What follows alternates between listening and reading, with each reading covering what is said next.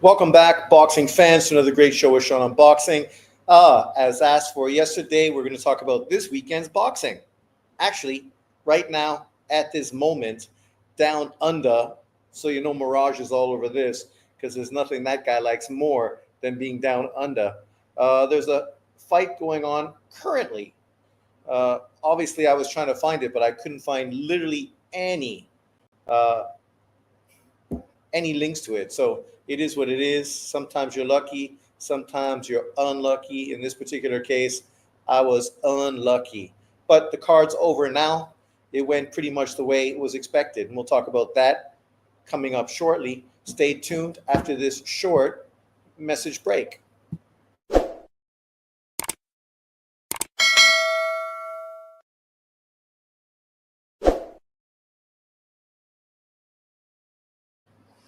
Welcome back, boxing fans. Let me just share my screen because somehow this other thing I'm trying to set up right now isn't working that well. Ah, it's there, finally. Success. So let's add this to the stage.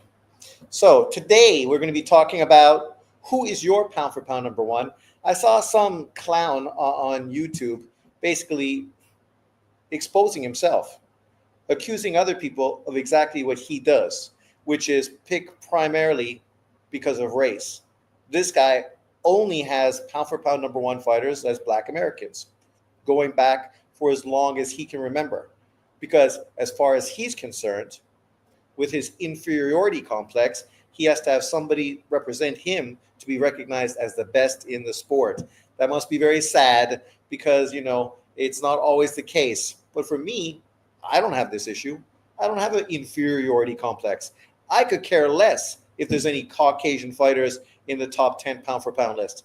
But if guys are great, they should get fucking recognized, regardless of their race. That's the difference between a boxing fan and a fanboy. And unfortunately, the internet is filled with fanboys. This shit's ridiculous. Today, I left a message on a chat on Facebook, which was related to David Benavidez. And people literally saying they don't care who David Benavidez fights next if it's not Canelo Alvarez, meaning that the only person they would accept would be Canelo Alvarez. Nobody else would be an accepted opponent for David Benavidez, not even the undisputed light heavyweight world champion. Currently, David Benavidez is a light heavyweight. If you're a light heavyweight, don't you think what you'd want to do is challenge yourself against the best light heavyweight, especially if it's an opportunity to become undisputed, right? Which would catapult you onto the pound for pound list, give you a lot of accolades, and potentially make you that much more desirable for big fights moving forward. But these guys are so mental, you can't have a conversation with them. That's the problem with the YTBC and most of these boxing chat groups and just groups in general, whether you're talking about Trump and politics or sports or fucking whatever it may be. There's a bunch of lunatics out there, literally lunatics. Wayne Evans is in the house. What's up, Wayne? Salutes. Hard Recoil, what's up, my man? Welcome in. So let's get this show on the road. Obviously, today, we just finished actually having this fight card from Australia unfold. Liam Wilson was fighting this guy, Osmar Jimenez. And of course, Liam Paro was bouncing back against Jonathan Navarro. And this is a good Australian card. You're getting two legitimate top level fighters representing your country fighting in your backyard. I mean, as an Australian fan, I would have been down with this card. It would have been fun to watch. Yes, sure, they're not fighting elite kind of opponents, but at the same time, sometimes it doesn't matter. Sometimes you just want to see your guys go in there and show up and show out. And of course, that's exactly how this unfolded. Let's look at the final results. I didn't put it here because obviously it just unfolded recently. Can you get off there? Why do you put that fucking bullshit? Get off. Go away. There we go. So Liam Wilson, people may remember him with his very good showing against Navarrete, a fight many people feel he was basically robbed in. 16-3, 8 KOs, 3 knockout losses. Obviously, he's coming off of losses to Navarrete and lost most recently to Oscar Valdez. Has bounced back with 3 wins back to back to back. And today he beat Jimenez by unanimous decision. On the headline card, obviously, is the man of the moment, Liam Paro, who is being considered the best Australian fighter in the world, now moving to 27-1 with 17 KOs. I have to admit, I was super surprised when he beat Subriel Matiz, and then I was super surprised when fucking Hitchens beat him, right? But that's boxing. You never really know how things are going to unfold. Today, the 29-year-old fighter was in against 18-1 Jonathan Navarro, and of course, you can see now that it says 19-2. You know exactly what happened. Liam Paro showed up, showed out, stopped this guy in 5 rounds. Let me know if you were watching the fights. Let me know how these two guys looked. Unfortunately, I could not find a fucking link. I was going to go live for those 2 fights, but unfortunately, I was kind of screwed in that I just couldn't find a link for those 2 fights. No matter where I looked, I was all over the internet. My fingers doing the da-da-da-da-da, and still everything was either closed, not accessed, or a bunch of bullshit. C'est la vie. Where is my agua? Cheers.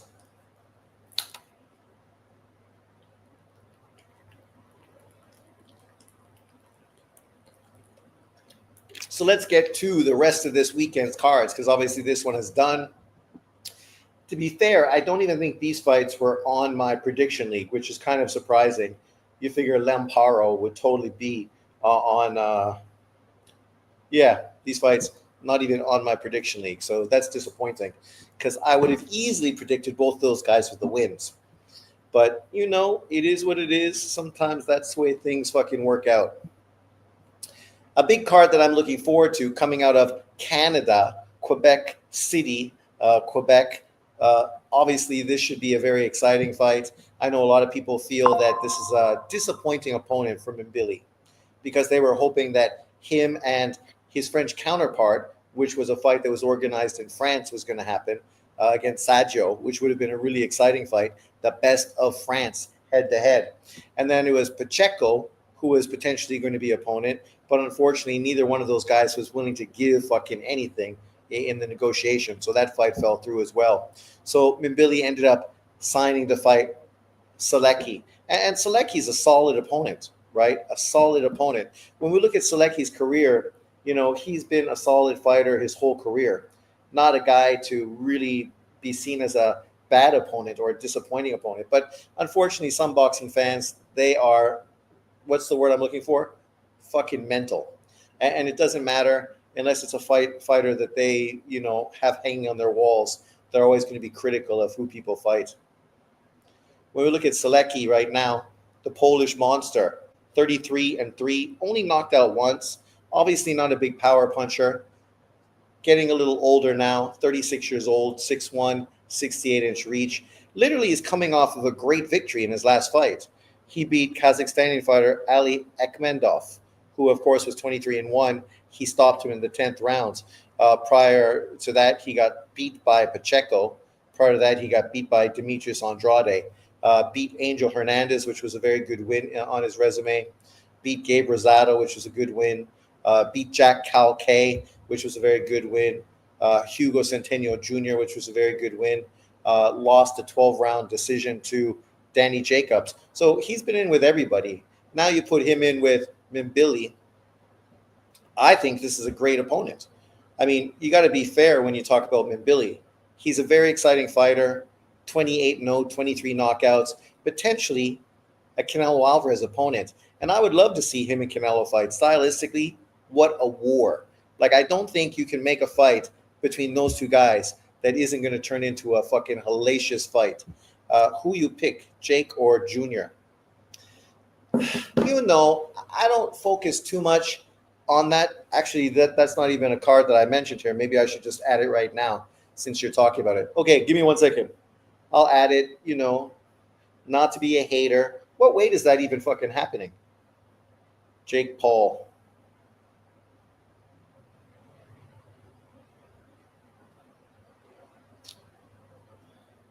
The problem child.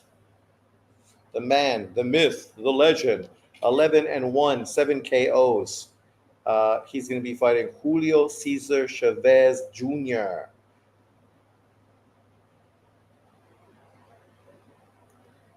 Oh, see, I didn't even realize that was on the fucking Floyd Schofield fight. So let's just jump through since you brought it up, and we'll just jump right there.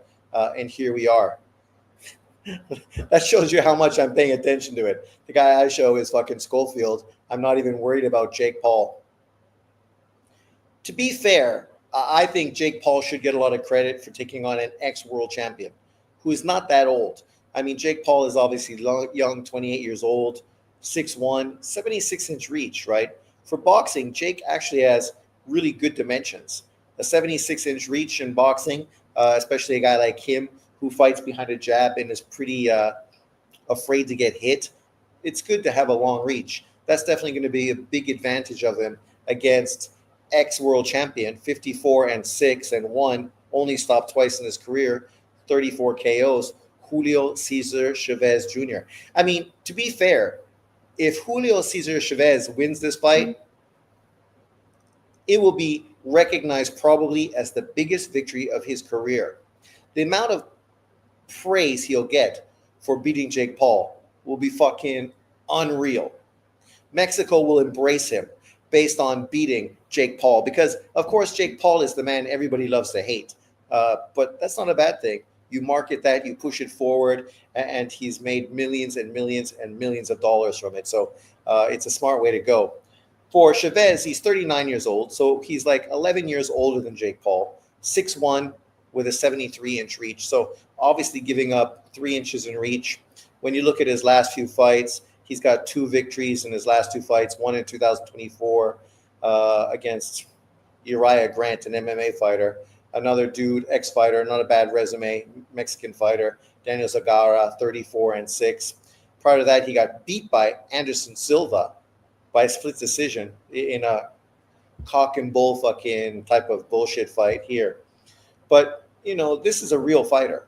Victories over Brian Vera, obviously, a guy that was a world champion, beat Andy Lee, beat Marco Antonio Rubio, beat Peter Anfrendi, Sebastian Zibek, John Duddy, some legitimate fighters. Lost to Sergio Martinez, but almost stopped him late in that fight. Lost to, of course, Canelo Alvarez, but didn't get fucking blitzed by Canelo. Like, literally went the distance to him. So, to be fair, I would not be surprised to see Julio Cesar Chavez win this fight. Damn, Chavez got a lot of fights on his resume. He does. At one time, he was Mexico's favorite son, above Canelo Alvarez. Canelo Alvarez was seen as the ugly redhead stepchild, right? And that was really where they were in their career. Chavez was a real champion, had the name recognition, was the next superstar Mexican fighter. Unfortunately for him, he's just not hungry. He grew up with too much money. He never was a fucking fighter at heart, unlike Canelo, right? Who was a real fighter and had to do it the right way. Now, of course, Mexican fans love Canelo because he's proven that he is legitimate, whereas Julio Cesar Chavez has proven time and time again to be that fucked up uncle that's too busy fucking snorting coke off some prostitute in the bathroom of your Christmas party, right? He might be entertaining, but he's disappointing considering who his father is. So I can understand why people are super excited about this fight. It makes sense.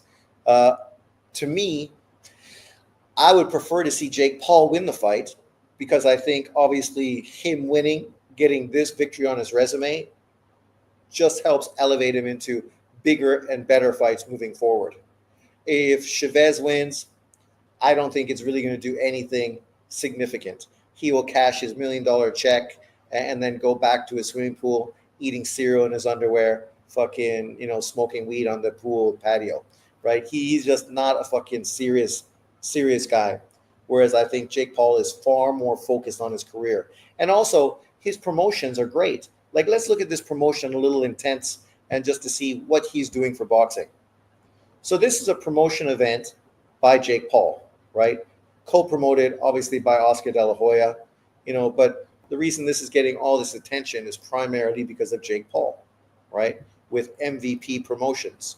You get this fight, and then you put guys like Avius Griffin on this resume, or on this fight card, a young up-and-comer against Julian Rodriguez, a hard-punching Mexican. That fight should be really good.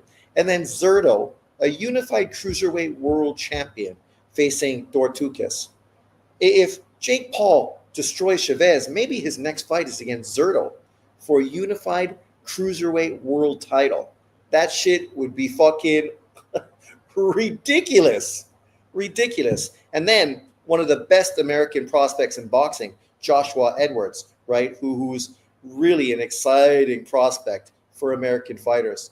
Him there, it's a great card. Holly Holmes versus an unbeaten knockout puncher from Mexico. Victor Morales, young up-and-coming fighter against ex-world champion, rugged veteran Rene Alvarado. Should be a great scrap. John Scrappy Ramirez getting back in the ring.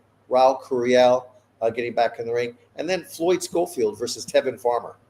The winner of that fight is guaranteed a big world title fight at 135 pounds, whether that's versus Tank Davis, Abdullah Mason, or obviously Shakur Stevens. So, this is a fucking great card. And it's excellent, of course, that Jake is working in conjunction with Oscar De La Hoya, because Oscar does have a lot of fighters in his stable. Hence the reason why you get such a great card pushed by De La Hoya and, of course, by MVP Promotion. But, man, this is fucking fantastic. It is literally a great fucking card. Best card of the weekend, easily. Even if you're not interested in Jake Paul versus Julio Cesar Chavez, there's a shitload of other fights well worth watching. Hard Recoil says, I'm a fan of Zurdo, not Mr. Member Leader. Who's Wilder fighting? Some bum. Probably some bum he could beat with one hand. Exactly. I like the undercard, but I doubt I will pay Jake Paul. Fair enough. I think in Taiwan, let me see right now. I didn't look to see how much it was going to cost me to buy it in Taiwan, but since we're here, let's just scroll over, because the great thing about it being on DAZN, I almost feel obliged to pay for the pay-per-view because I can literally watch it here. And obviously that means I can go live on Saturday or Sunday morning, which is fantastic as well. Oh, so where are we? I just wish DAZN would work out some of the bugs and maybe make their system a little smoother. It's not the best system as far as the layout and everything. I think it's a little fucking wonky, in my opinion. But tell me if I'm wrong. Maybe it's different in Taiwan. Boxing. Usyk, Dubois, Crawford, Canelo, Jake Paul. There it is. So what's the case? What did they say? I don't want to see press conference. How much for the fight?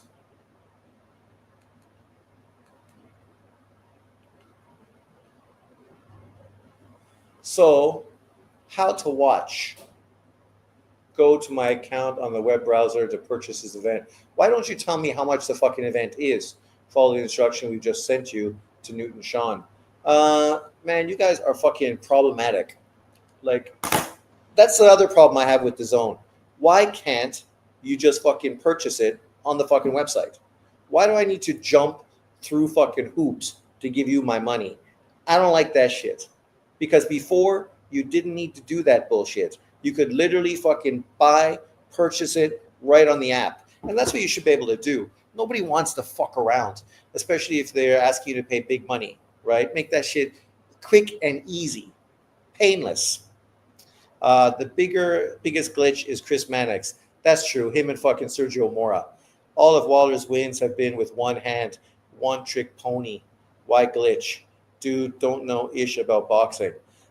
He's just a writer, a media member, right? They just use him But as far as him being an expert on boxing, I agree with you.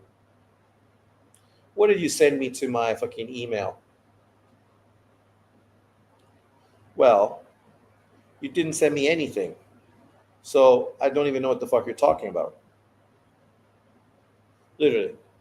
Literally, they say, go to the thing we just sent you on your email, but there's nothing you just sent me on my fucking email. Unless it's social or promotional. Not social. That's all the hookers. Promotional. The zone. Unlock the action in the zone. I guess that maybe that's it. 824. Okay, that's it. So let's get you set up. Hi, Sean Newton. Why do I need to complete signing up? Like, look at this shit. I'm already a member fucking for the zone. What do I need to sign up for? See, this is the bullshit. Mayweather always needs attention and hate when a big fight is coming. Why? What's Floyd saying now? That dude is so fucking cringe. Always been cringe. Yes, I'm not a fan of Mannix. See, for prices like this, that's how much money it will cost me in Taiwan to purchase. $655. I can buy what? Nice. I can buy the bundle. Let's buy the bundle. Usyk Dubois, but I can only buy 2. I can't buy all fucking 3 of the fights. That's garbage. So I can buy the Saudi ring bundle with Jake Paul bundle, and it's going to cost me 655 NT. The same price for the 2 fights as it would cost me for the 1 fight. Cheaper than the 1,300 it would cost me otherwise. Do you know how much that's going to cost me in like American fucking dollars? About $18.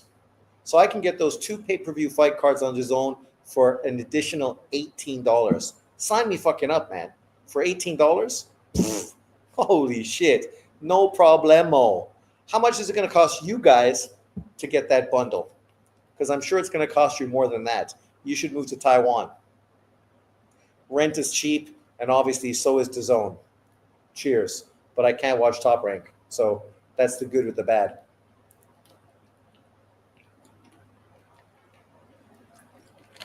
But overall, I think that's going to be a fun card. I'm excited. Jump in, join me. Saturday night, your time. Sunday morning, my time. Then, of course, we have this card, which I was talking about already, from Canada. I'm a little disappointed the Steve Butler fighting Jose de Jesus Macias. It wasn't supposed to be him. It was supposed to be another Canadian fighter. So I was looking forward to that. I'm eager to see, of course, Makhmudov get back in the ring, even though that guy's obviously limited. And Mbili versus Selecki, I think, is a great fight. But the one to watch is the bottom of this card, Wyatt Sanford.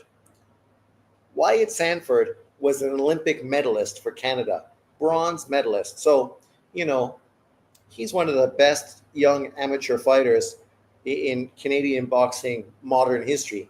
Obviously, we had guys that were better, but not recently.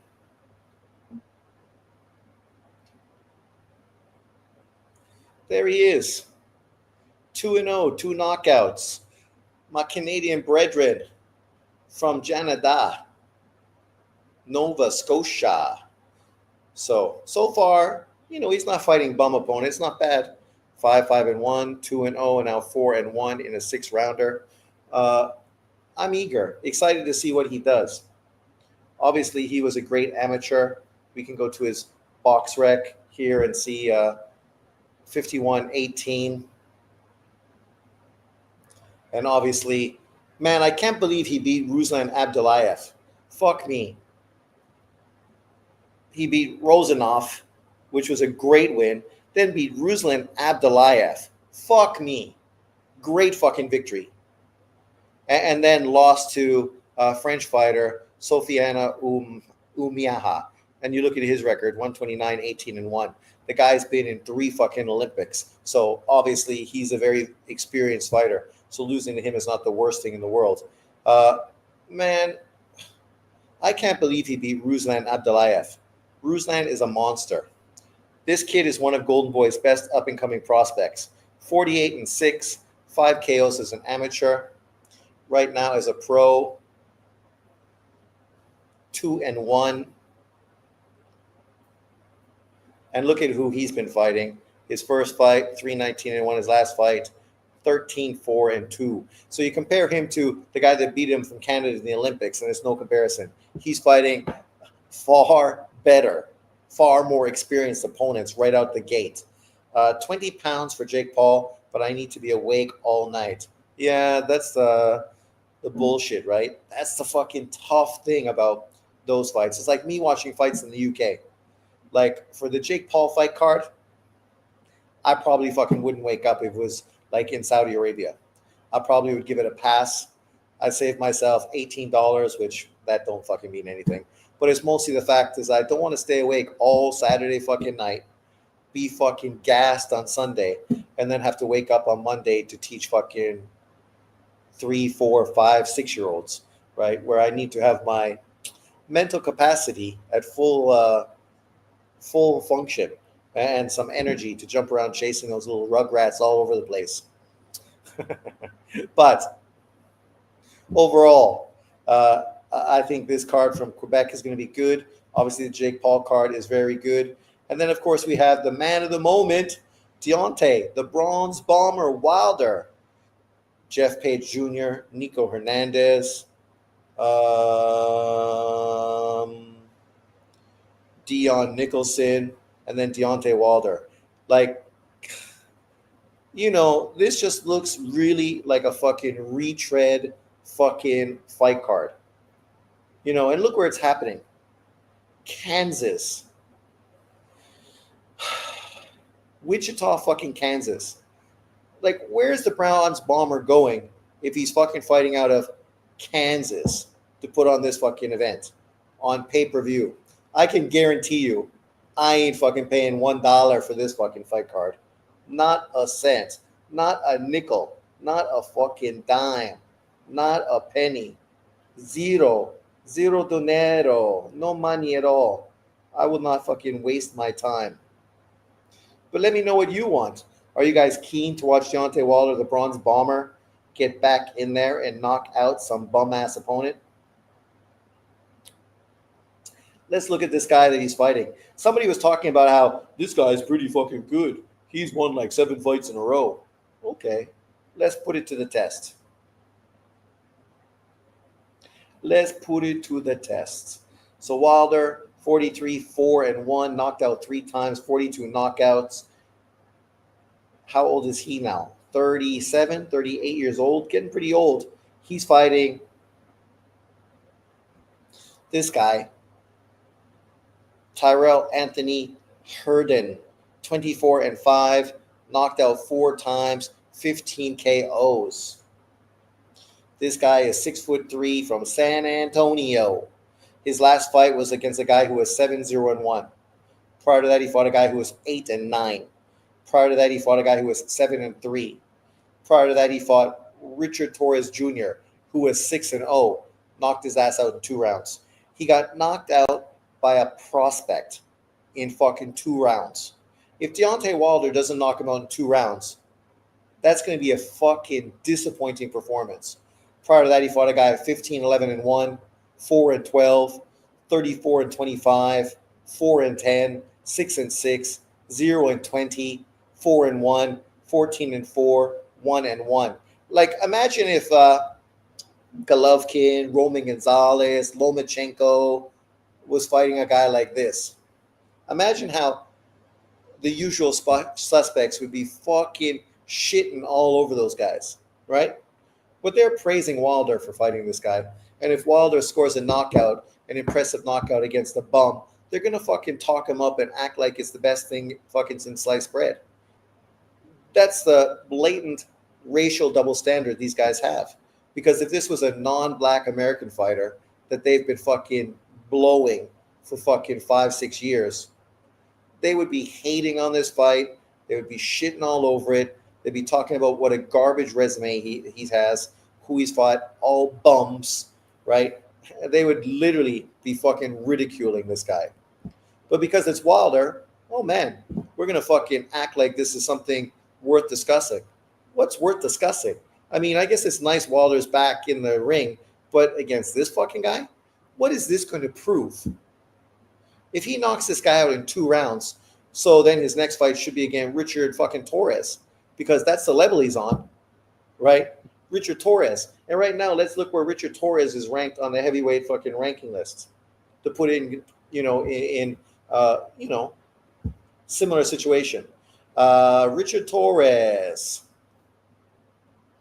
He is ranked number 16 currently by BoxRec.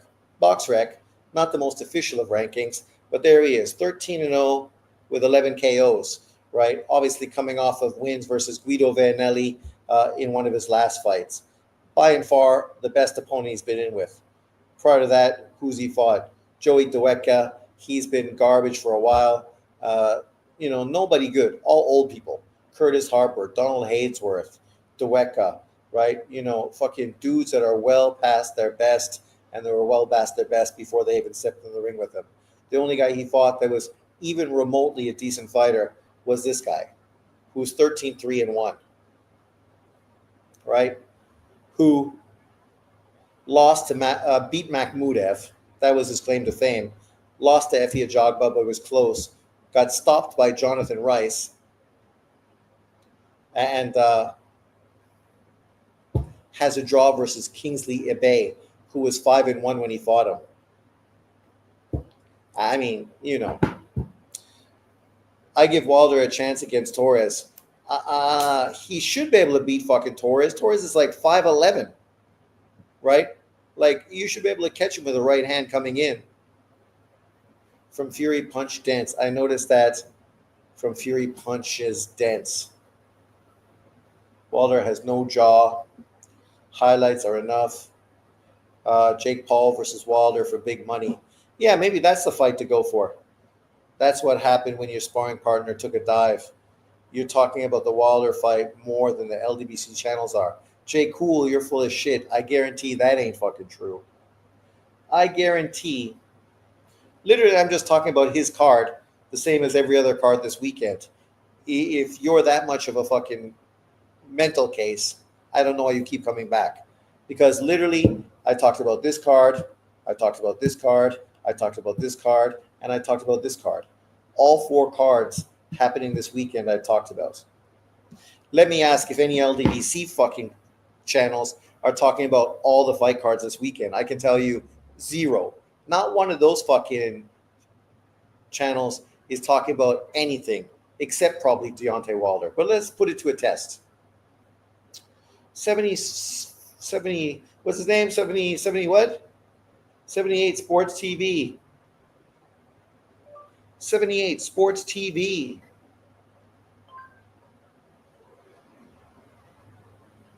They aren't talking about it, but I guess they'll fucking definitely talk about it if he wins.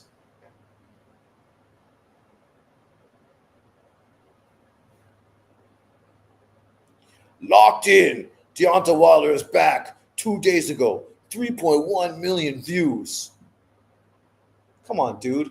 They made a whole video fucking fanboying it, talking about him being locked in against a bum-ass opponent that got knocked out by Richard Torres. I'm just pointing out the facts. They're fucking blowing smoke up his ass, just like they do fucking Devin Haney. So once again, Jay, you fucking expose yourself for what you really are. Salute Sean and chat. What's up? Pound for pound king. Salute. Salute. Another topic of discussion, and I saw John Boxing talking about this today, and it's crazy that a guy that literally goes from Floyd Mayweather to Andre Ward to Bud Crawford over what period of time is that? Since Floyd Mayweather came back from his retirement. He even doesn't think fucking coming out of retirement Pacquiao should have been ahead of him, right? He thinks Floyd retiring, should have came back and been number one, because that's how delusional guys like him are. They cannot fucking accept a non-black American fighter as the pound for pound number one fighter in the world. That's why they fucking hated Oscar De La Hoya. They hated him. If we had social media back when Oscar De La Hoya was fucking fighting, you would have seen the same fucking kind of cringeworthy videos from the same fucking usual suspects today. These dudes just cannot accept anyone that doesn't look like them being pound for pound number one. But then he makes a video today accusing other people of exactly what he does constantly. Like, it's ridiculous. You can't make this shit up. You can't literally fucking accuse people of doing what you fucking are recognized consistently for doing. Like, Watch Willie Gonzalez. It's crazy, ridiculous.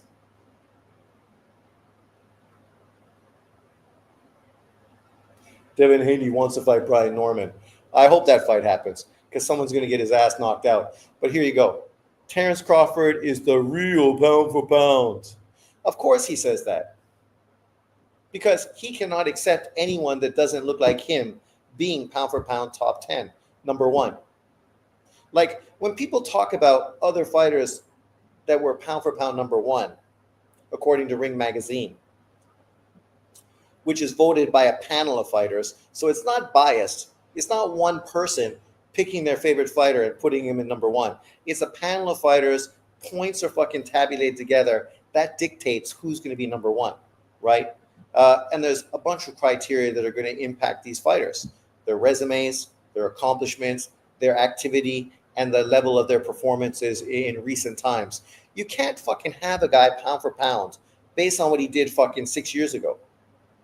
Because who knows if he's the same fighter he was 6 years ago. That's why Canelo Alvarez now on this list is fucking number 8. He only lost one fight to Bivol, right? After losing to Bivol, he did not fall all the way to number 8. But because of his performances and the level of opponents he's been in with, even though he's re-won undisputed and continued to defend his titles, he still dropped off the pound for pound list all the way to number 8. Because it's not about fucking your resume. If it was about resume, then Canelo Alvarez would easily be considered pound for pound number one. John says, it's not about your belts. So if it's not about your belts, then why do you have Bud Crawford pound for pound number one? Because it's not about resume. Because Crawford's resume is not fucking better than Usyk. It's not better than fucking Crawford, than Canelo. It's not better than Bivol. Bivol's best victories, Canelo Alvarez, Beterbiev, and Zurdo Ramirez, are 3 better wins than the best 3 wins on Bud Crawford's resume. And I don't say that to hate on Crawford. I like Crawford. I got Crawford in my top 3. He's number 2 behind Usyk. I don't pick Usyk because Usyk's white and looks like me. No, I don't like Usyk. I'm not a big Usyk fan. I wanted AJ to fucking beat Usyk. Just like I wanted Golovkin to beat fucking Canelo. Just like I wanted Roman Gonzalez to beat fucking Inouye. But I can recognize fighters being great even if I'm not a huge fan of theirs. My favorite fighter right here in this list is probably Beterbiev, who is currently number 5, right? Like Dante Boxing Nation and John get pissed off because Usyk is number 1 above Crawford. And sure, I think at this point, it's questionable if Inouye is above Crawford, but Usyk is definitely above Crawford.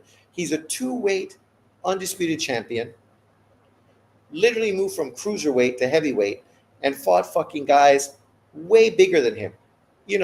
What these guys are literally moaning and groaning about, crying about how unfair it is that Canelo Alvarez is fighting Bud Crawford, right? Because this is the difference in height, right? And the weight is not that significant. On fight night, is there even going to be a 10-pound difference between them? Probably fucking not, right? There was a 50 to 60-pound fucking difference between Fury and fucking Usyk. But nobody was making a big deal out of that because this is the blatant fucking double standard from these kind of people. Like, you don't have to like Usyk, but there's no other fucking fighter in boxing today who's come across and such huge fucking underdog to be a champion. and to beat a guy 2 times, not 1 time, 2 fucking times he beat him, right? I mean, you can't make this shit up. That smoke and mirrors by Bill. The kid's been killing himself to make weight under 147 to stay out of there. Man, fucking Haney is not going to fight fucking him. Literally, Turki Al-Sheikh offered those guys that fight. Let's see if the fight happens. Usyk, Bivol, Beterbiev are true road warriors. They are. Like, I mean, Usyk has fought every single fucking fight on the road. These guys literally fucking argue that these Americans should not travel. Don't do it. Don't travel. Stay in a fucking fan-friendly fucking arena with all black guys who love you. Literally, that's what John Boxing and other people say. Yet Usyk fucking literally went to Russia to fight Gassiev. Russia, who's now at war with Ukraine, right? You know, no other fighter in history has went to the enemy fucking's backyard to win a world title to the extent that Usyk did to fight Gassiev. Like, literally, you went to fucking the enemy's fucking backyard to take on this opponent. It's ridiculous, but gets very little credit at all. Most of these fighters at top 10 are my favorites.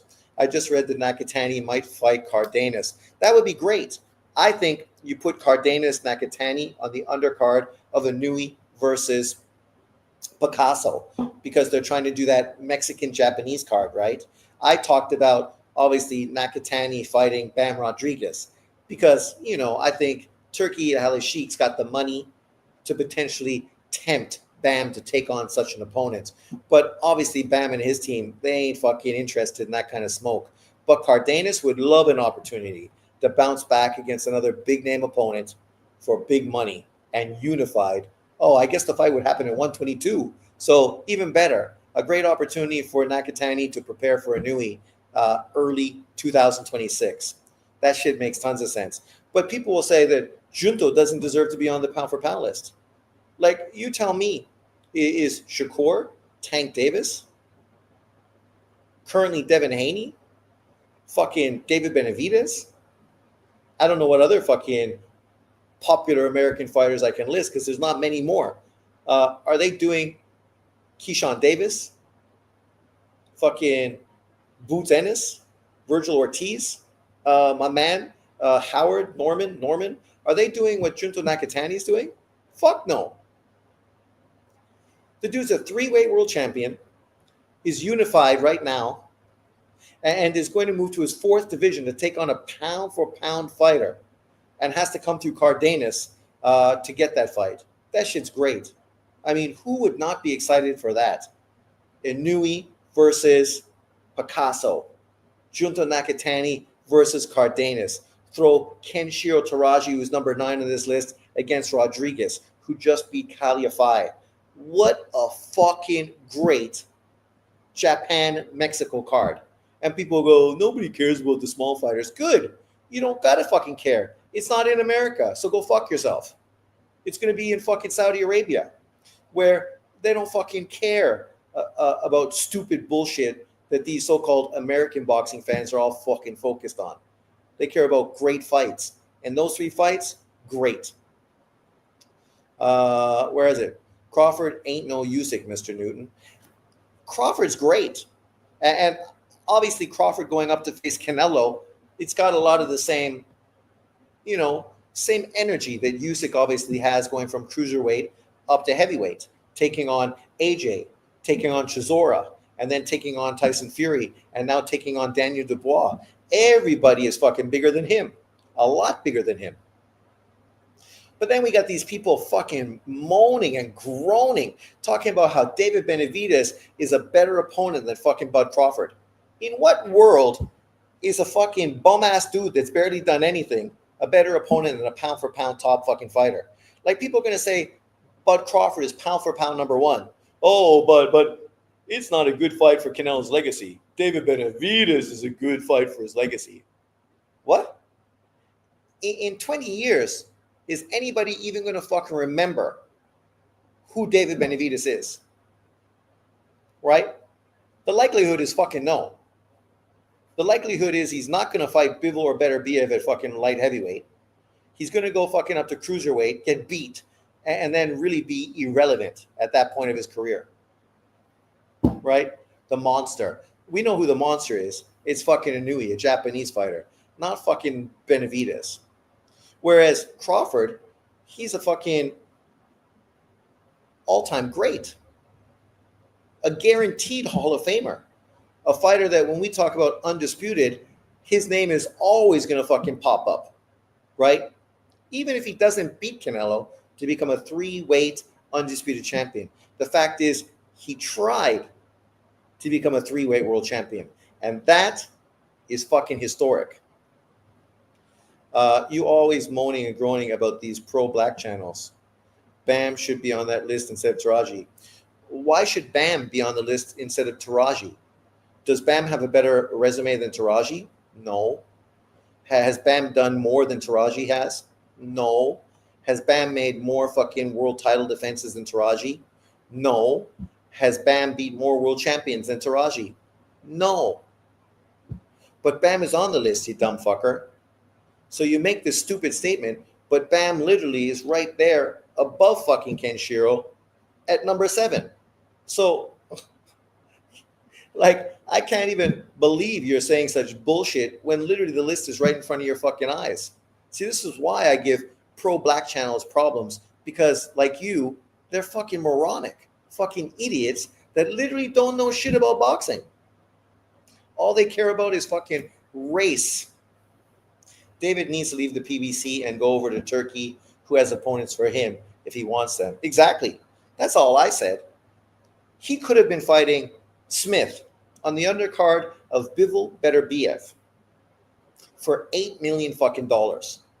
Winning against Smith then would guarantee him a fucking $10 to $15 million fight for undisputed. And if you win that fight, maybe the possibility of a $20 million fight with Canelo Alvarez is now fucking sitting there in your lap. But you walk away from it. To do what? Try to make a Smith fight. Now they're trying to make a Smith fight, trying to get him to come to the US. What? What? How does that fucking make sense? The reason they're trying to do that is because literally they don't have anyone else to fight. Nobody. If Crawford is better fight for Canelo than Benavidez, then by that logic, Tank versus Inui would be a better fight than Tank versus Keyshawn Davis. It would be a bigger fight. Guaranteed. Tank Davis Inui would be a far bigger pay-per-view than Tank Davis versus Keyshawn. Yes, that's true.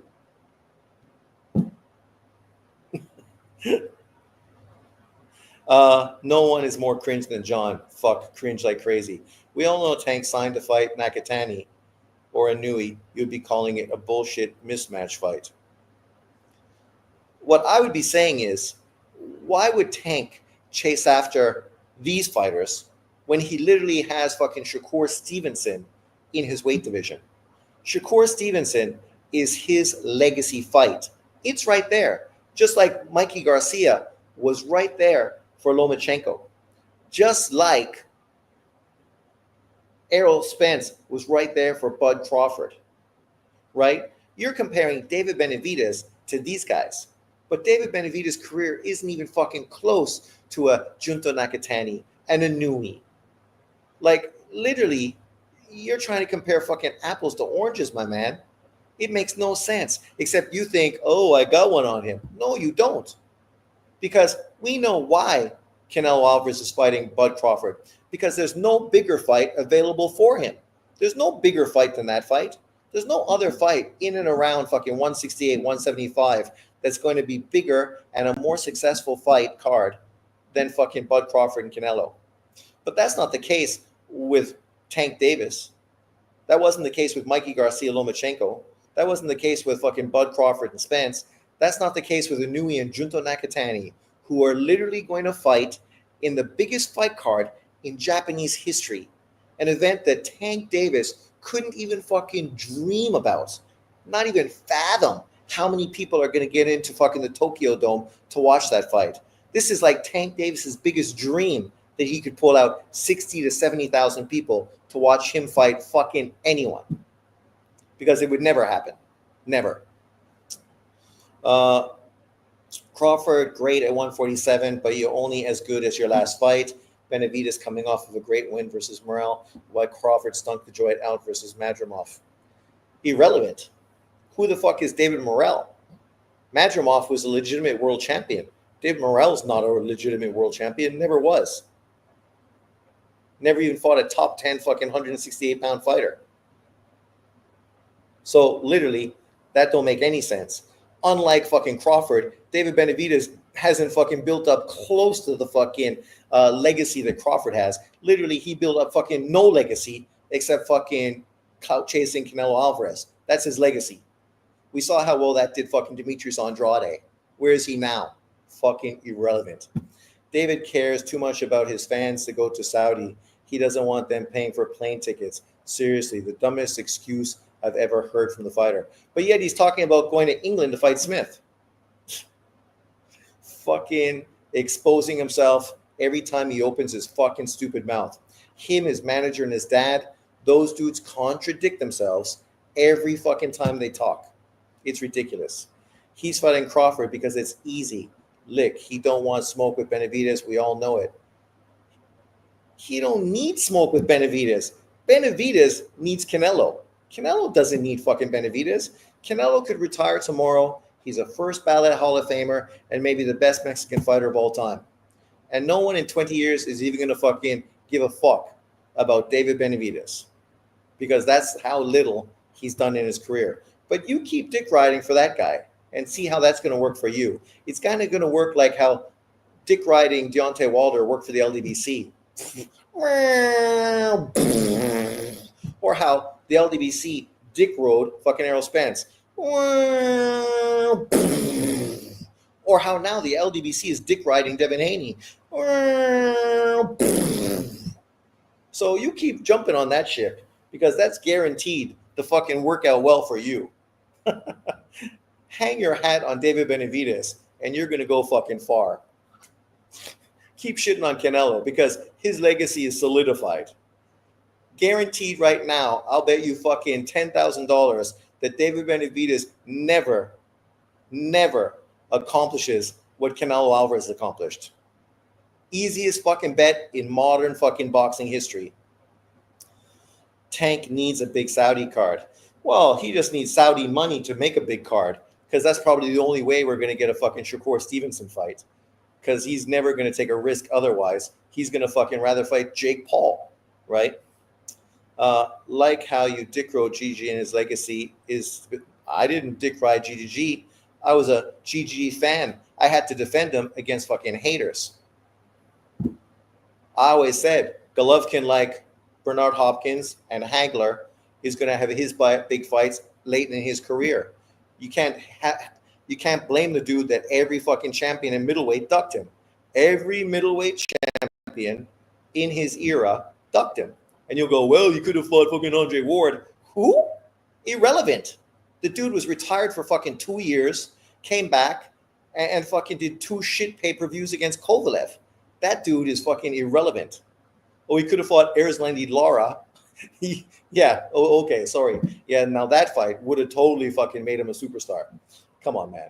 Like, you dudes are just fucking always trying to act like Golovkin is this garbage fighter. But he's a 2-time middleweight champion and was unified both times. Something Wilder never did. Something Tank Davis never did. Something fucking Benavidez never did. Something fucking a lot of fighters you probably fucking fanboy have never done. Errol Spence never re-won a world title after getting his ass smashed by Bud Crawford. No, did he? Got to pass the torch to Benavidez the same way Floyd passed it to him and Usyk passed it to Dubois. Yeah, okay. First of all, Usyk ain't passing shit to Dubois, and Floyd didn't pass shit to fucking Canelo. Because if he did, then the torch would have been passed to many other fighters that lost to him as well. He had a great fan base behind him, Mexican fans, who are fucking one of the biggest fanboy groups in American boxing. That's what made him a star. What's the size difference between DB and Canelo? That's the thing. David Benavidez is way bigger than Canelo Alvarez, right? These guys are moaning about how Canelo is bigger than Bud Crawford. The difference between Canelo and Bud Crawford is far less than the difference between Canelo and fucking David Benavidez. Again, exposing these guys' stupidity. Because it's not about fucking being fans of David Benavidez. It's being haters of Canelo. These dudes don't like Benavidez. They're the same dudes that fucking loved Tio when he was in line to fight fucking Lomachenko. And then after he beat Loma, they fucking discarded him and hate on him. And now he's a racist. These are the same guys that fucking loved Canelo when he beat fucking Golovkin.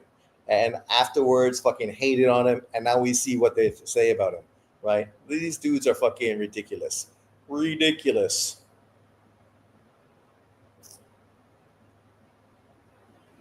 Floyd wasn't trying to pass on anything, stop the cap. He tried to get Canelo in the ring when he was 18 years old.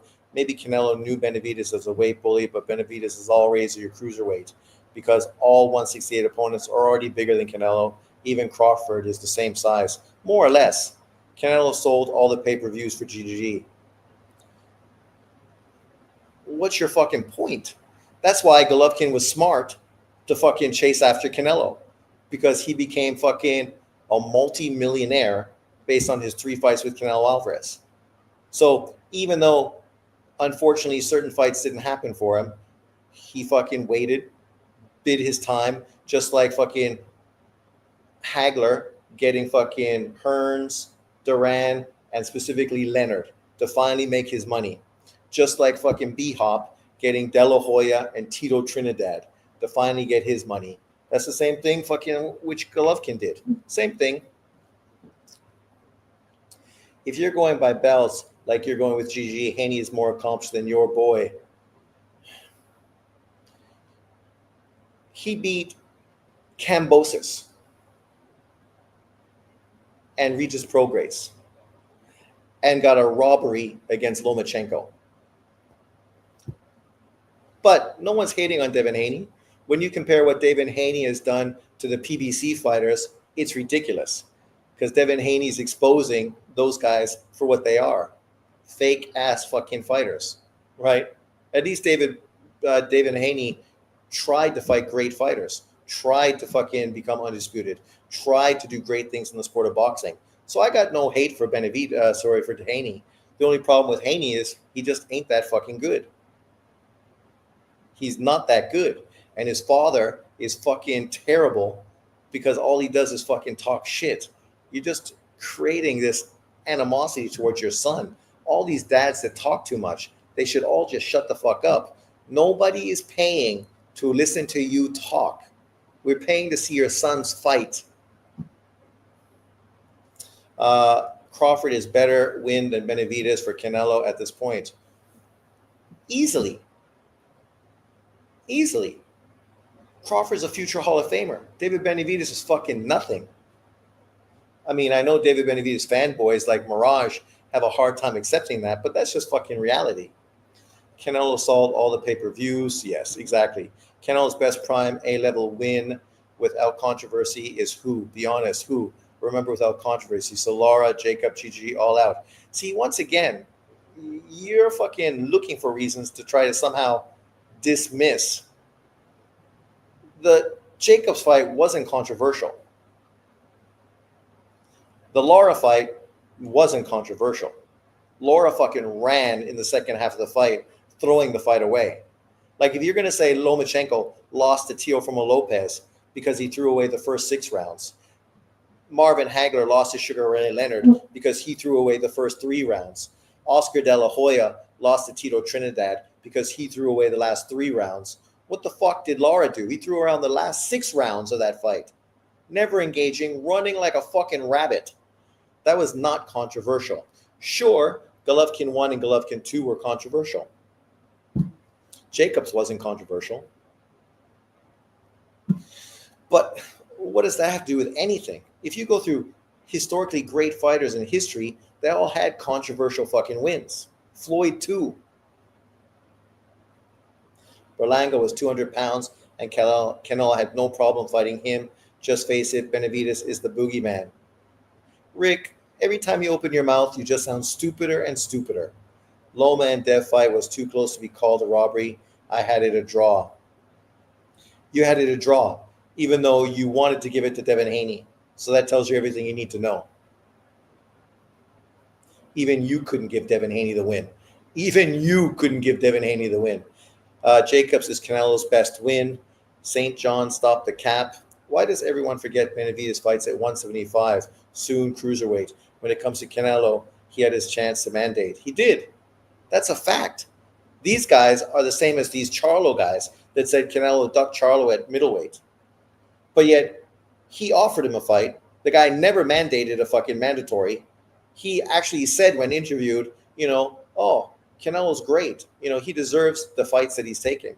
I'll just wait my turn. And when he was offered the fight, he literally fucking turned it down, according to his brother. So his brother's lying? I mean, come on.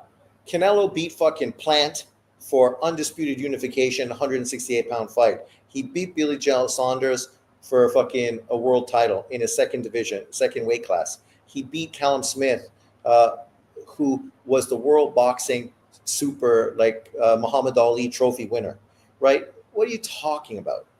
He beat Kovalev, who's a future great light heavyweight, potential Hall of Famer. So, come on. He beat Austin Trout for unification in his first big step-up fight. He beat Miguel Cotto, a legitimate fucking Hall of Famer. Come on, man. You guys can try to hate on Canelo, but you just expose that you're just haters because you wouldn't fucking talk this dirty against fucking anybody else. How do you have Devin beating Ryan but not beating Loma? What? What are you talking about? Ryan Garcia looked literally like fucking garbage that whole fight. The only thing that saved him is every time he happened to land a left hand, Devin Haney got hurt and literally won 3 rounds by knockdowns. Those are the only 3 fucking rounds he won, right? Lomachenko was fucking only getting hit by body punches, mostly by Devin Haney. The rest of the time, he took Devin Haney's jab completely away from him, was fucking punishing him so much that Devin Haney was in his corner crying to his dad that fucking he didn't know what to do. So, I mean, come on, man. Stop. Even the rehydration clause, at least GG let Jacobs rehydrate. Yeah, but that was bullshit. The guy was the IBF champion and fucking didn't make the IBF rehydration fucking clause the next day. Literally broke his own world title fucking standard. I mean, that was dirty work from fucking Danny Jacobs. Otherwise, he would have got knocked out against Golovkin. He just came in so much bigger than Golovkin in that fight. Jacobs was ancient in that Canelo fight. Exactly. Full star truth. Leave Lara alone. Lara, the Cuban goat. The Caucasian guy fights are controversial with Canelo, but not Lara Jacobs. What? What does Caucasian have to do with fucking anything? The only people that use Caucasian are fucking black dudes that are trying not to give fucking Canelo or other fighters credit. But yet when Andre Ward made his whole resume by beating Caucasians, they make it sound like fucking Andre Ward was the best fighter in history. The only people fucking using that to try to win a battle are primarily fucking LDBC fucking black American YouTube channels. Nobody else.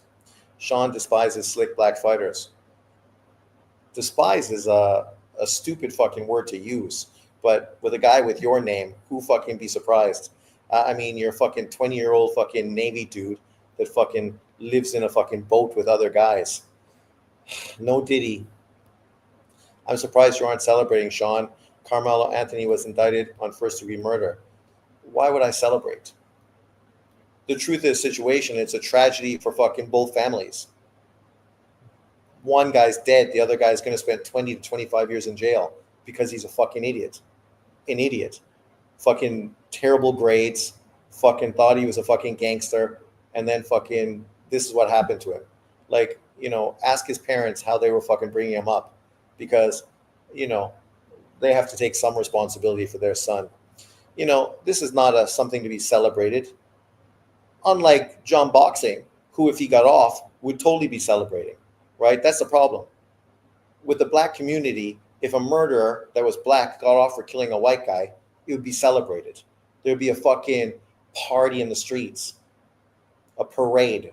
But white people aren't going to fucking parade the fact that the white guy's dead and Carmelo Anthony has got his fucking due justice, is going to jail.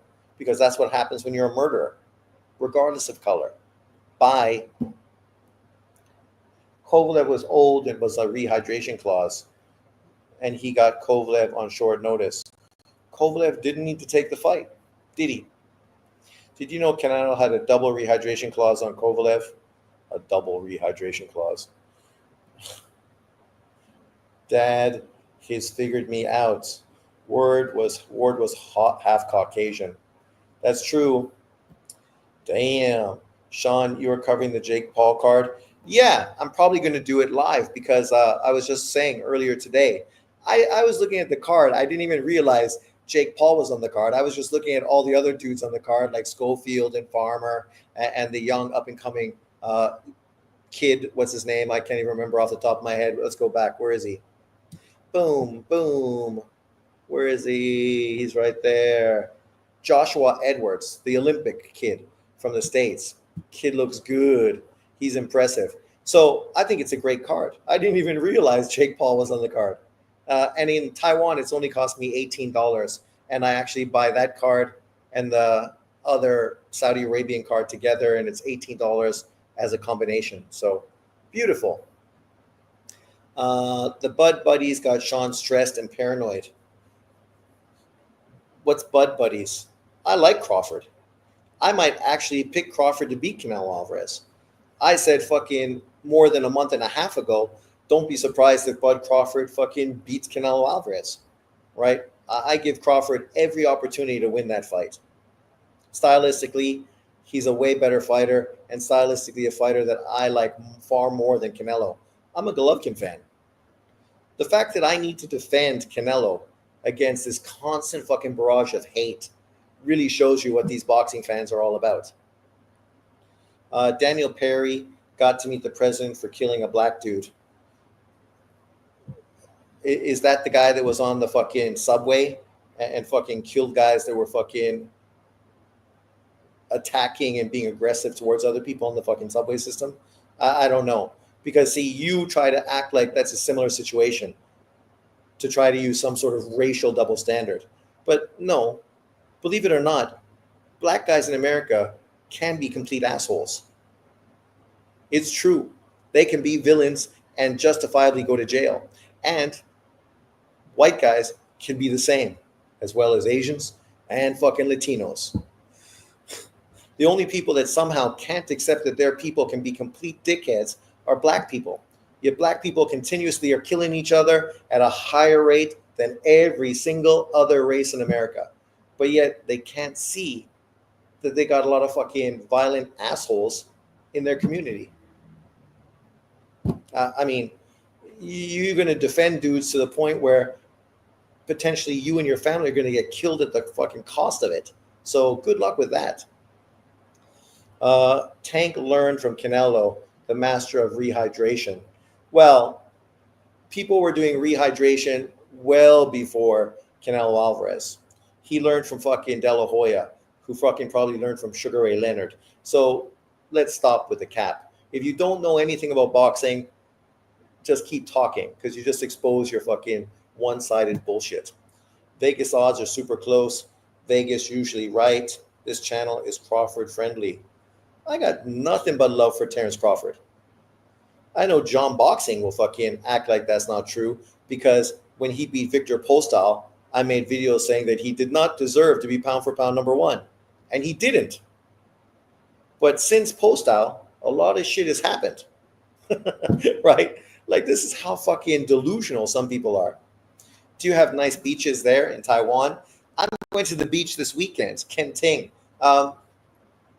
The beaches are okay. Taiwan is not the Philippines. It's not Thailand. But it's got a few okay beaches. Obviously, it's an island, so there's lots of beaches. But one side is very rough and rocky. Obviously, the side boats come to. And then the other side is even more rocky and fucking stormy and violent. So, you know, you got to pick your choice of where you're going to go. down south or right to the top near Taipei. There's a couple good beaches. I'm going down south. The problem is there's no beach culture. Chinese people don't want to go in the sun. They don't want to get tanned.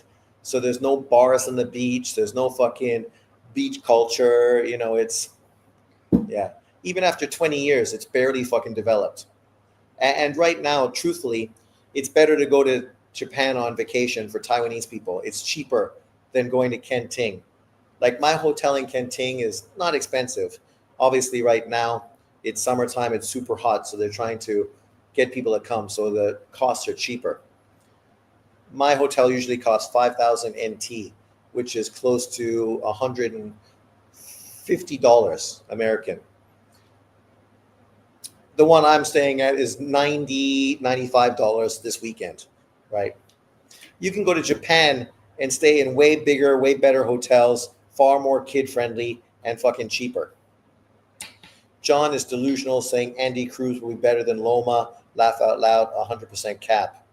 100% cap. Like, you can't make this shit up. Dudes like him, every time they open their mouth, expose their racial double standard. Because if I was to make the videos he made against black American fighters, calling me a racist would be justified. But unfortunately for guys like him, I don't make those videos because those videos are fucking ridiculous. Stupid. Southeast Asia is more beach culture, right? Yeah, obviously where people are making a lot of money off tourism, they built up the beach culture, right? Taiwan was never a big tourist country. Not a lot of people came here as tourists. At one point, Chinese people came here. But once again, Chinese people are not fucking beach friendly. They would take boat buses to the beach. They would get off the bus, stay there for 30 minutes to take pictures in their jeans and fucking jackets and hats, and then get back on the bus and fucking go back to their next destination, right? I saw some guys got in trouble because they stripped down to their skivvies and jumped in the water and did what they should do, right? And people were like, these Chinese fucking tourists are terrible. Look at them jumping around in their underwear in front of kids. What do you mean? We got gay fucking dudes that are Taiwanese with G-strings pretending to hump on fucking social media cams at the beach in front of the kids. So give me a break. No fucking Diddy. Like the Chinese guys were just doing what I would do. If I went to a beach and I didn't have a swimsuit, I'd fucking jump to my boxer shorts and jump in and enjoy myself. Who wouldn't? Sean's opinions on Nakatani being higher than Bam on that list. I think he deserves to be higher than Bam. But I also think Bam blatantly ducked him on multiple occasions. And this doesn't undermine or downplay Bam. I think Bam is fucking great. And that's why I want to see Bam go up to 118 and fight Junto Nakatani. But unfortunately, he's going to fight some bum-ass African fighter that nobody knows in a fight nobody's going to watch and get very little credit, and then wonder why he's not becoming a bigger draw in America. It's because you're not fighting anyone that anybody knows who they are. Only Haney were upset about the Tom and Jerry comments. Tank fans like what Turkey said, and both fan bases are black. Well, to be fair, the biggest haters on YouTube are primarily black Americans. Errol Spence fans versus Bud Crawford fans. Deontay Wilder fans versus Anthony Joshua fans. Devin Haney fans versus Tank Davis fans. And those channels literally use that narrative to get fans fucking riled up and to make money off of YouTube. They know what they're doing. Creating fucking cross-cultural fucking war between these people, right? But that's all they do on their channels. They only talk about that. Go to Knockout Boxing. All he talks about is fucking Tank Davis, Devin Haney, Shakur Stevens, and fucking Keyshawn Davis. Every fucking day. What do you got to say every day? The topic is dead. But you continue to fucking blow smoke up his ass. We're still waiting for fucking Tank to fight Lamont Roach in his rematch. Is that happening? Bam only beat old guys. Didn't he say Abdullah Mason was better than Loma? He said Abdullah Mason at 18 was a better fighter than Lomachenko at 25. But he doesn't say that about Andy Cruz, who's 28. Literally, Andy Cruz became a pro older than Lomachenko. Lomachenko, by the time he was 28, was a multiple weight world champion. Andy Cruz is probably not going to become a champion until 29 or 30.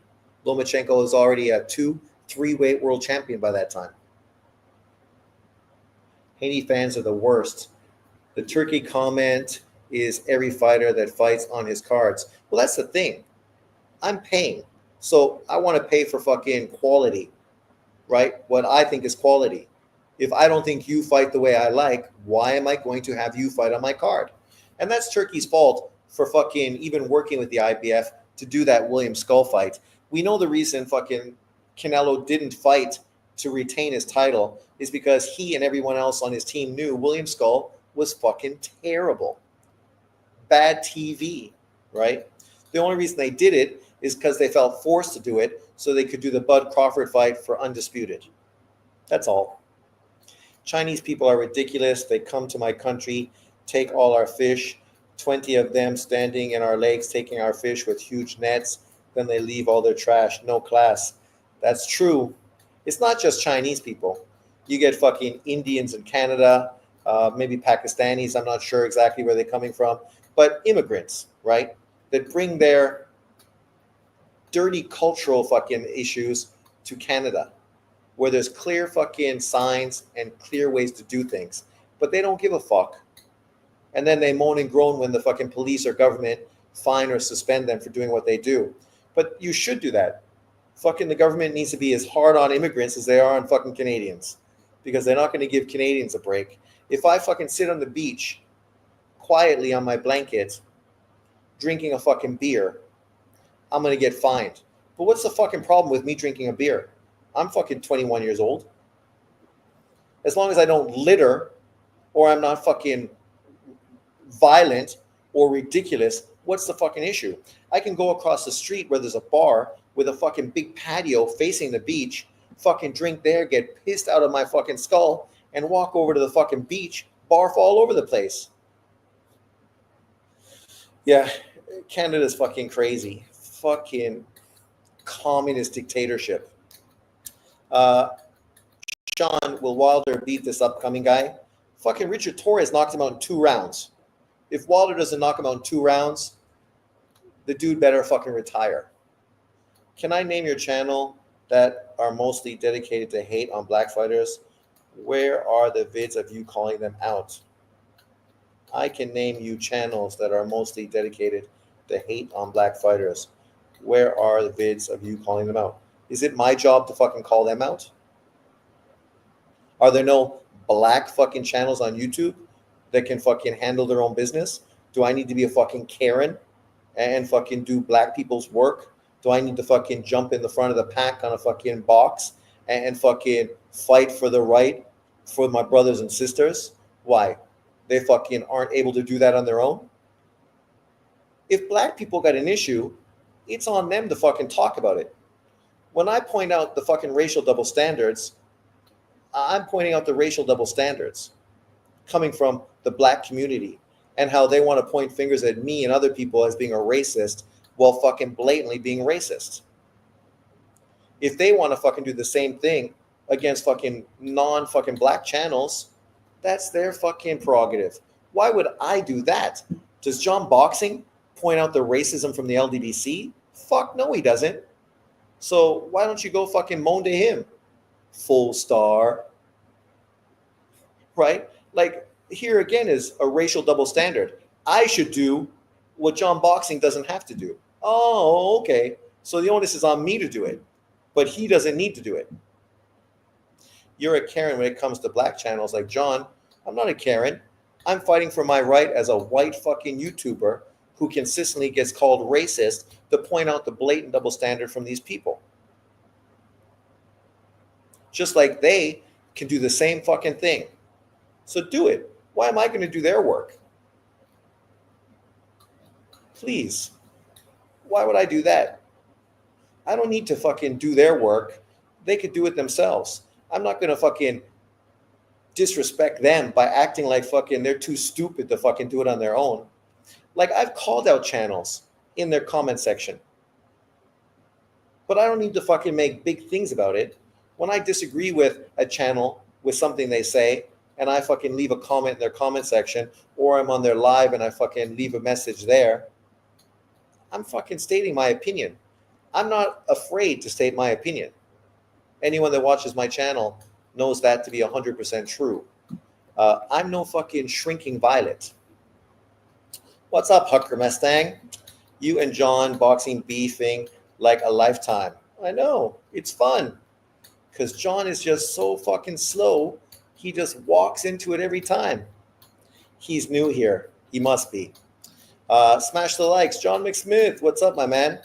They think they say stupid shit because A, that actually believe their opinions are facts. B, they're not held accountable. Keep on keeping on, right? Well, that's it. Like, if you want to state a truth, then I'm not going to be able to disagree with you.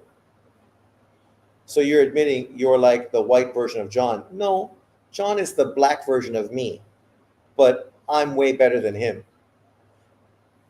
I don't say stupid fucking English things that don't make any sense consistently. I don't need to fucking only push white fighters on my channel because I don't. I don't need to hate on fighters just because they're black because I don't. I hate on the PBC, but not because it's black, because it's, for the most part, shit. And the majority of YouTube channels that talk boxing have fucking said fundamentally the exact same thing about the PBC, outside of the dick riding PBC fanboy channels, who don't talk about the fact that the PBC now currently mostly only puts Latin American Mexican fighters on their fucking fight cards. So how much do they care about black people? But Hard Recoil, pound for pound king, salute. Yeah, you're both biased, but I think he actually admits he's biased, unlike you. Full Star, once again, you're talking complete shit. Point out what I said that's biased. Go. One thing. You don't have to be a brain surgeon to pick out one thing I said that's biased, right? It should be fucking easy. Do it. Point out one thing I said that's biased. I'm waiting. Sean, why aren't you calling out Inui for fighting another can in David Picasso in December? Listen to Rick. Like, you really got to be fucking mentally challenged to be putting out this kind of bullshit. Inui's going to fight 4 times this year, whereas I guarantee you Rick's favorite fighter probably won't even fight twice this year. You can't make this shit up. Like, literally, he's fighting MJ in August. He's not going to fucking give Inui any credit for that. Then he's going to fight unbeaten, mandatory Dave Picasso in Saudi Arabia in December. Then he's going to fight Junto Nakatani, pound for pound top 10 fighter, in fucking, what, May of 2026. You can't tell me one other fighter in boxing that's more active and doing more than Inui is right now. None. Go. Tell me who. Please. Please educate me. I'm waiting, Rick, because you say a lot of stupid shit, but not much intelligent shit. No, MJ. MJ is fucking in September, you dumb motherfucker. See, once again, you fucking expose yourself. You say something and you just don't know shit. MJ is in September. Picasso is in fucking December. Junto is in fucking this early spring of 2026. These fights are fucking already signed, sealed, and delivered. The card in Saudi Arabia is going to be Mexico versus Japan. Junto is probably going to fight Cardenas on the undercard. Man, dudes, please stop exposing your stupidity fucking day in and day out. You do realize these videos are going to be fucking on YouTube forever, and people are going to go back to see how stupid you sound. Holy shit. And you can't delete it because these comments are me talking about them right here. You can't delete them. Everyone's going to fucking hear about it. Crazy. What is Inui doing? Inui's doing great things, unlike your favorite fighter, Rick Porco. If you weren't biased, you would call out the other racist channels just as much as you do with guys like John. Oh my God. How is that anything to do with bias? What's biased about me talking about what I want to talk about? I'm engaging with John. Those other channels don't engage with me. So why do I need to fucking mention them on my channel? Where is the bias? Please. Anui deserves criticism. Now, I mean, come on. How does Anui deserve criticism? He's fighting MJ in fucking September. Then he's fighting his mandatory in December. And then he's fighting fucking Junto in fucking May, April or May. What criticism does Anui fucking deserve? Like, listen to yourself. You still haven't told me what fighter you like and what he's doing more than fucking Anui is. Because you can't, because there is none. Right? You guys say stuff because no one holds you accountable for the stupid bullshit you fucking spew. Does PBC have a stable to be on ESPN? Fuck no. I want quality over quantity. Literally, in your stupid fucking ass comment, you said he's not fighting MJ, he's not fighting Junto. Well, he is fighting MJ and he is fighting Junto. So you're getting quality, you dumbass. And you still haven't talked about your favorite fighter because you're probably too embarrassed because he's not doing fucking shit. John won't call out the LDBC because it was supposed to be MJ. Why the duck? He's fighting MJ in September. Are you fucking brain dead? Are you slow? Are you stupid? September comes before December. Like, what part of fucking education did you miss out on?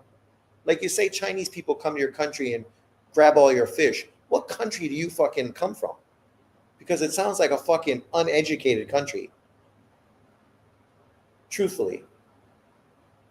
I don't want to fucking demean you and say terrible things about you in public, but literally you're bringing that on by saying complete bullshit again and again and again. Like, you can't make this shit up. Like, literally, Anui is going to be fighting fucking MJ in September. Anui versus MJ Adamale. I don't even know how you say his name. MJ what? What's his name? MJ.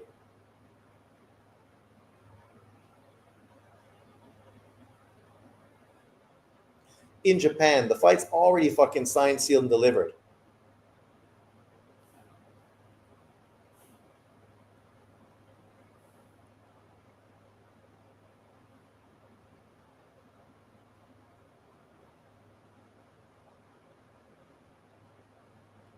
Ring Magazine, Anui, MJ, Akhmedov deal signed for September in Vegas in the T-Mobile fucking arena. Even though it shouldn't be there. I thought it was going to be in Japan. I don't think it's going to be fucking in Vegas, is it? Can you imagine Anui coming to Vegas 2 times in a row? No, there you go. There's the truth. MJ deal signed for September in Tokyo. September comes before December. Do I need my fucking 4-year-olds to fucking teach you the fucking months of the year? Holy shit. All of those monster Anui fights already scheduled. MJ, September. They just fucking signed Picasso in December in Saudi. And then fucking loosely scheduled Junto, because of course Junto and Anui are going to be fighting on September on a fucking Mexico-Japanese fucking card in Saudi Arabia. So obviously dudes need to win. We can't be like Haney, Ryan Garcia, or like Charlo versus Plant and jump ahead, because you never know what's going to happen. Crawford fighting Canelo is the equivalent of Anui fighting Tank. Oh my God. Once again, stupid motherfuckers. Full star. Who's your favorite fighter? Let me guess. Devin Haney. Yeah, okay. Who's Devin Haney fucking fighting? What's Devin Haney doing? His last performance, trash. Garbage. Nobody even gives a fuck who he fights. Literally. No one cares. I didn't know that, okay? Of course you didn't. And look how stupid you look. Like literally, my bad.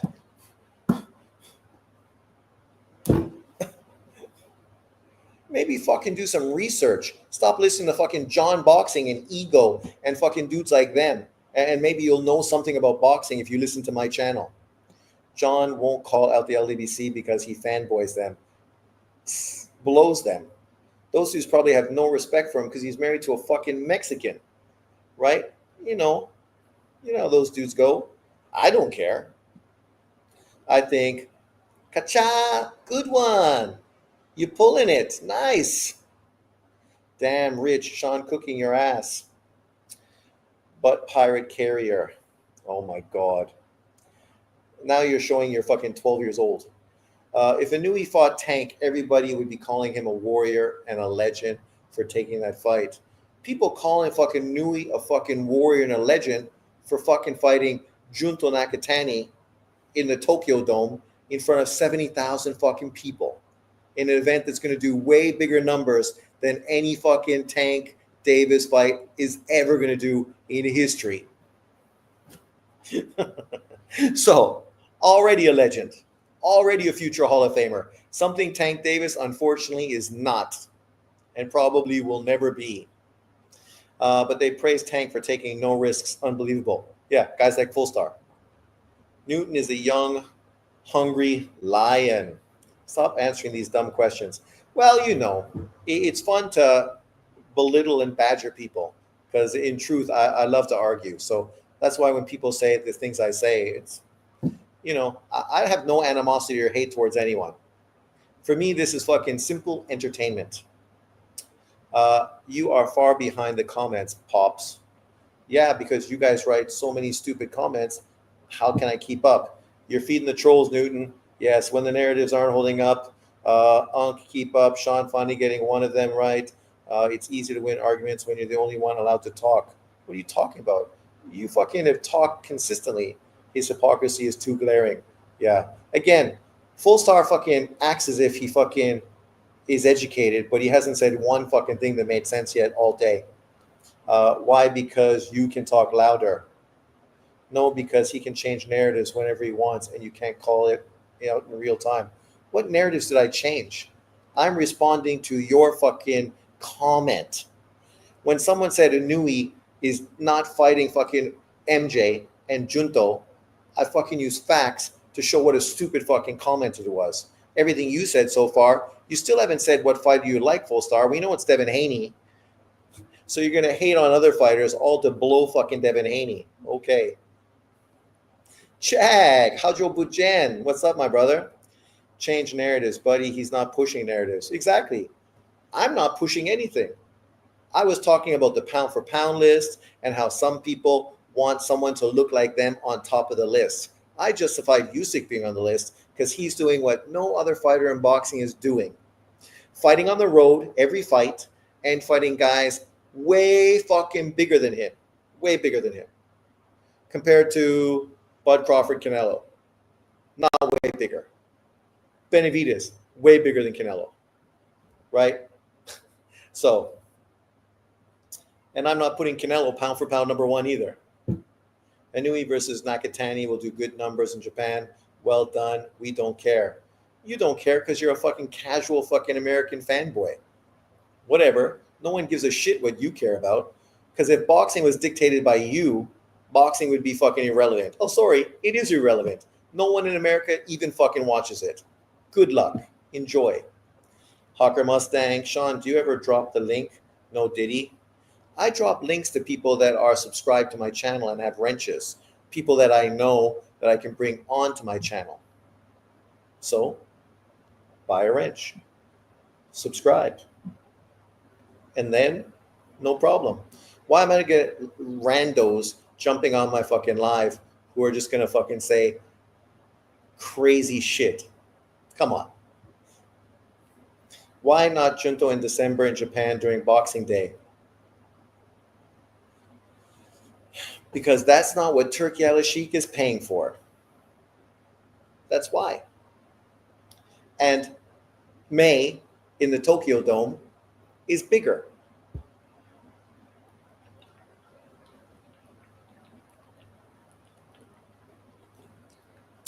See, now, Full Star, you sound like John Boxing.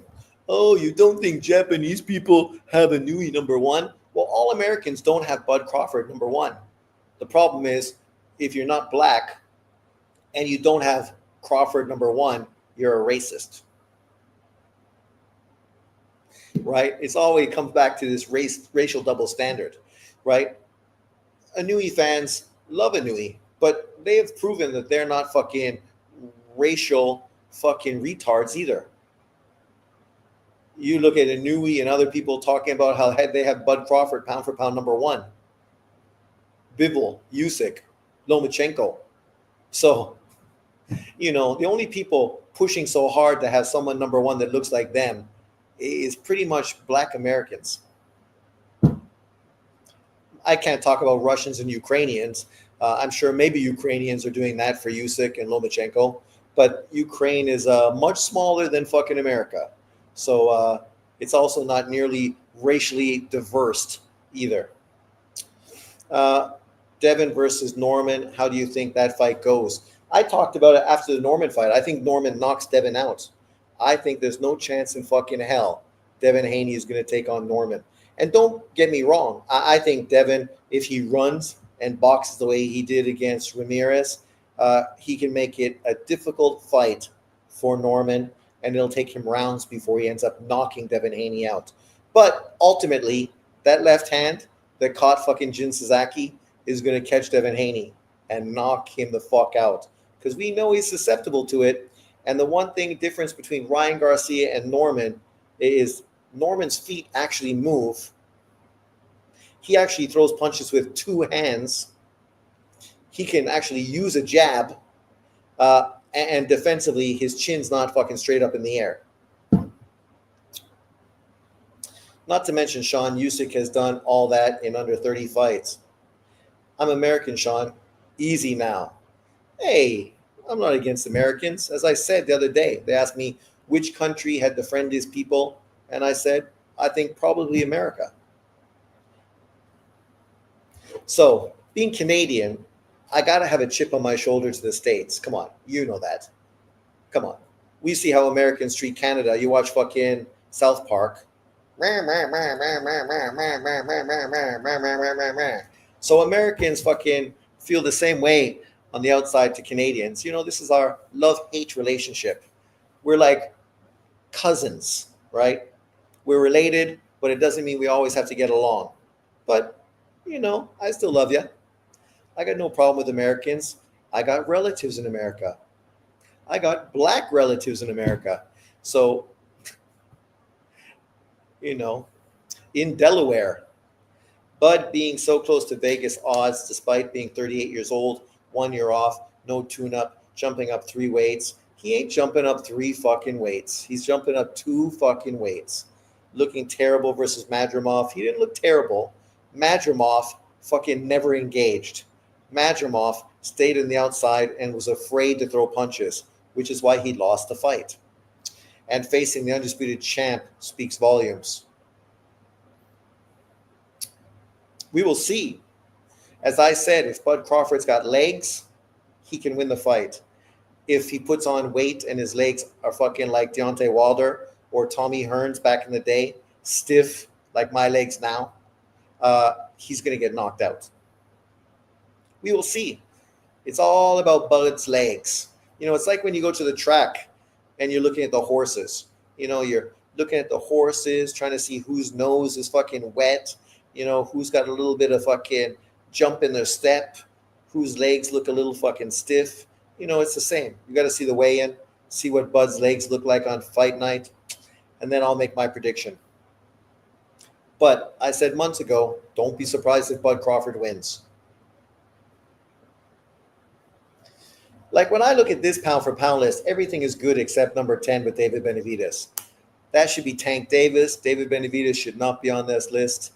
It should be Tank Davis. We should have at least 2 brothers on that list. Tank Davis and Bud Crawford. But it's not my list. My man, the German Turk, the monster, on a mission. So apparently he's coming back fighting in Germany sometime soon. What was the? I thought I took a picture. Let me see why I didn't upload the whole picture. I only uploaded the image. Shit, I only took the image. So I'm not sure what the specifics were. But needless to say, my man is coming back sometime soon. And the question is, who is he going to fight next? I think he is one of the most dangerous heavyweights in boxing. After he beat Chisora, I was surprised that fucking he didn't get any big fights until, of course, Turki Al-Sheikh started putting him on his cards. And all he's done is consistently fucking upset the apple cart. Right now in BoxRec, he's ranked number 3. Ajit Kabial, 26-0, 18 KOs. Probably the best fucking body puncher in heavyweight boxing. Only 32 years old, 6'3", 80-inch reach, Germany via Turkey. But you look at his last few wins. Undefeated Makhmudov, undefeated Frank Sanchez, and then fucking Zhang. Knockout, knockout, knockout. 4th round, 7th round, 6th round. I wanted to see him fight Dubois, Usyk, Parker. But now the question is, who do you think he's going to fight, and who would you like to see him fight? Let's just take a closer look. These are just some fighters I picked, and I didn't put the black guys on top and the white guys on the bottom on purpose. It's just the way it unfolded. I'm working on a phone, and when I looked, I'm like, oh, look at that. So David Adelaide, obviously not the most experienced fighter, 14-1, 13 KOs, hard puncher. I think a fight between him and Adelaide would be fucking really exciting. I think he would beat Adelaide, and I think he probably knocks out Adelaide inside 8 rounds. But I think it's going to be a great fucking fight. Adelaide's a hard, aggressive fighter. He's going to bring it. The same for fucking, what happened to Wardley? How's that thing get twisted around? 19-0-1 with fucking 18 KOs. The dude's a monster. He was losing to the Australian guy, but it only took one punch to fucking change the night.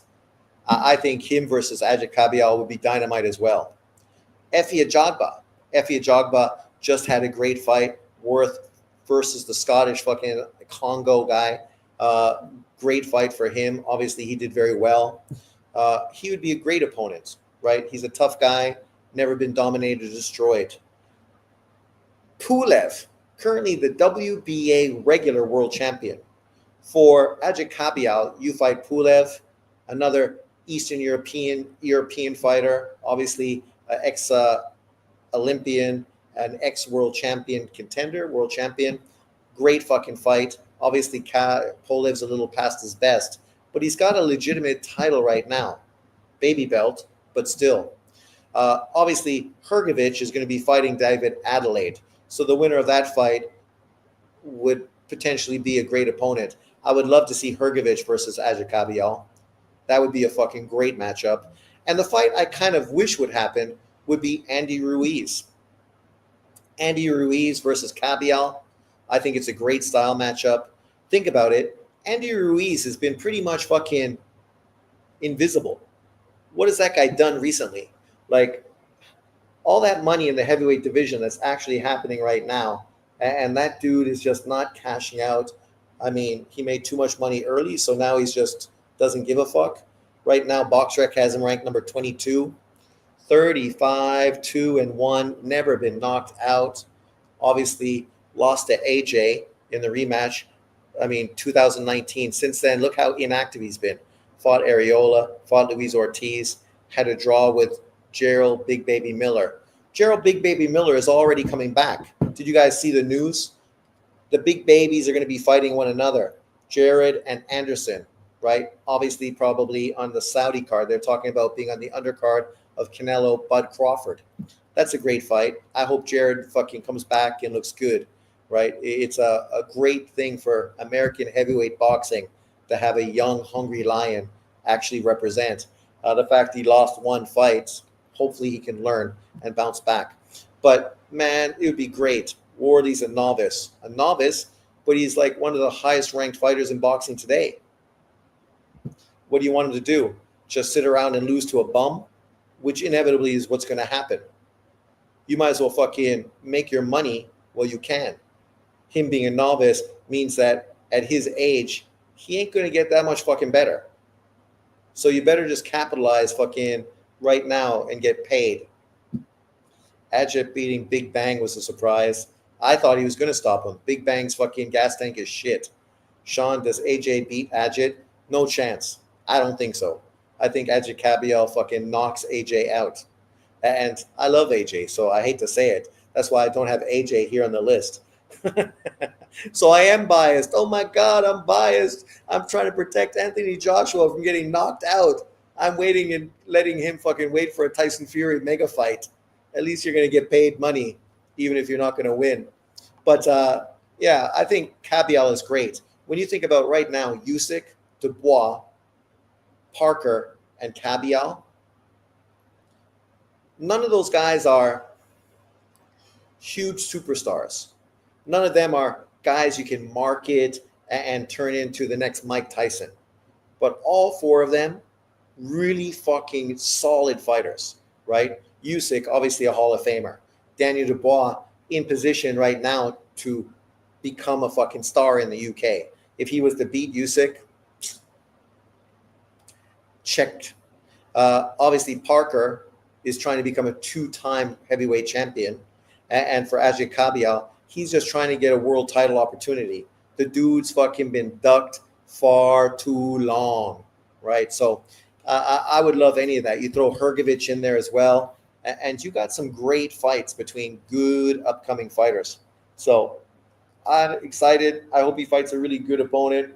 Obviously, I hope Turkey reaches deep into his pocket, pulls out the cheddar so that he can pay for somebody to step in there and fight Ajit Kabiel. Dubois about to get his ass kicked again. It's true. I think so. I definitely think he's going to lose the second time around. Generally, when you get knocked out by a guy, you generally get knocked out faster the second time around. And think about it. He's not fighting a guy that's punch focused. He's fighting a skilled fighter who's going to pick you apart, frustrate you, and mentally break you down before beating your ass, right? And I think Dubois is going to be far more aggressive this time, which potentially means he's going to walk into fucking punches and potentially knock himself out even faster. That's my prediction. But let me know what you guys think in the comment section below. We had a lot of people and now everyone dropped off, all because we're talking about Ajit Kabiel. Oh my God. We need to go back to me ripping the shit out of people where people fucking actually watch. These people. But if you're not interested, neither am I. So go fuck yourselves. I'm about to call it end of a video. We've been on for an hour and 48 minutes. Thanks everyone for jumping in. We're just playing. Don't take shit serious. It's all about fun and games, right? Talking about boxing, men being men, you know, busting each other's balls, right? If you can take and give it, all the better. I brought the content. Well, no, you brought your ass getting exposed. I mean, if that's the content you want, maybe you need to do some more research and bring some content that's going to expose me next time. But thanks nonetheless for jumping in, everyone. I will see you next time. Peace out. Enjoy what's left of your week. The weekend's coming. Thursday, tomorrow. Woo woo. And then the beach on Friday, Saturday, and Sunday. I'm fucking so white. I need some sun.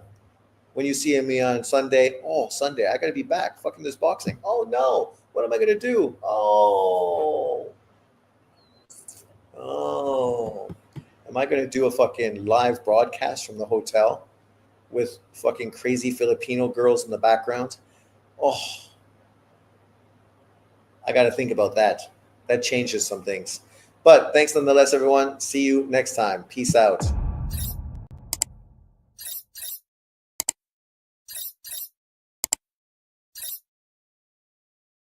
I leave bacon and eggs. Did you watch the card from Australia? Tell us about it. How was it? I tried to find a link, but I couldn't find a link. I was going to go live for obviously those two main events, specifically Paro, but I couldn't find a good link, so I just figured I would come on afterwards and chop up the results. But did you watch it? Come on, man. You must have. You there, down under? Let us know. Boxing fans want to know the 411. How did Paro look? Does he look like he's going to bounce back to be one of the top fighters at 140 pounds? Who would you like to see him in with next? A rematch with Richard Hitchens? Maybe take on the winner of Subriel Matias and fucking Puello? Or who else? Oh, fucking Gary Russell. Gary Russell's struggling to get an opponent. Maybe they can bring Gary Russell down under to make a fight. Bacon and eggs jetted faster than you could say fucking Foster's. Okay, everyone. Peace out. Have a good one.